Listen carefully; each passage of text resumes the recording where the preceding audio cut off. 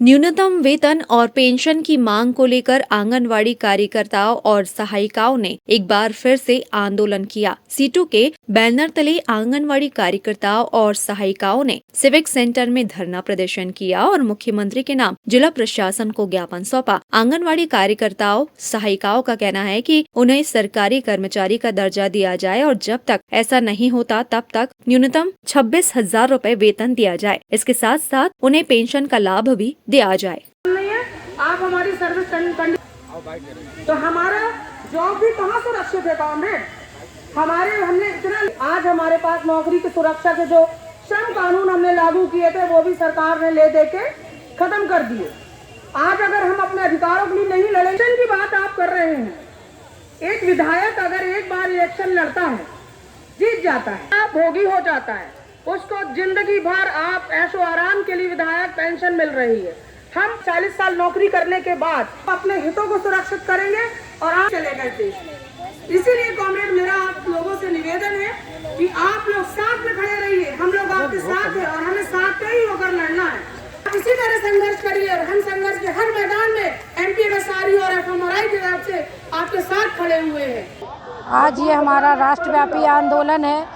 पूरा देश के अंदर 16 फरवरी को आंगनवाड़ी कार्यकर्ता और 10 राष्ट्रीय संगठनों ने ये फैसला किया, हम अपनी मांगों को लेकर के सरकारी कर्मचारी का दर्जा दिया जाए। जब तक हमको सरकारी कर्मचारी का दर्जा नहीं दिया जाता तब तक न्यूनतम वेतन 26,000 रुपये दिया जाए, रिटायर होने पे पेंशन दी जाए और जो 4 श्रम संहिताएं हैं उनको वापस लिया जाए।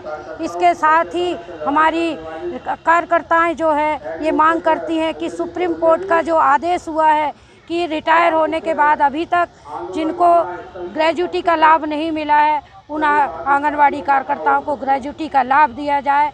और इसके साथ ही हमारी जो विभाग की मांगे हैं सरकारी कर्मचारी बनाने से लेकर के इन मांगों को लेकर के जो महंगाई इतना आसमान छू रही है, काम के घंटे बढ़ा दिए गए हैं, 12-12 घंटे आंगनवाड़ी कार्यकर्ताएं काम कर रही हैं और जिसका कि इतने कम मानदेय में 13,000 रुपये हमसे को मानदेय दिया जा रहा है और इतना काम कराया जाता है। ऑफलाइन काम भी कराया जा रहा है, ऑनलाइन काम भी कराया जा रहा है, एक भी सुविधाएं नहीं मिलती हैं, रजिस्टर नहीं मिल रहे हैं, बच्चों के बैठने के लिए फट्टियां नहीं हैं,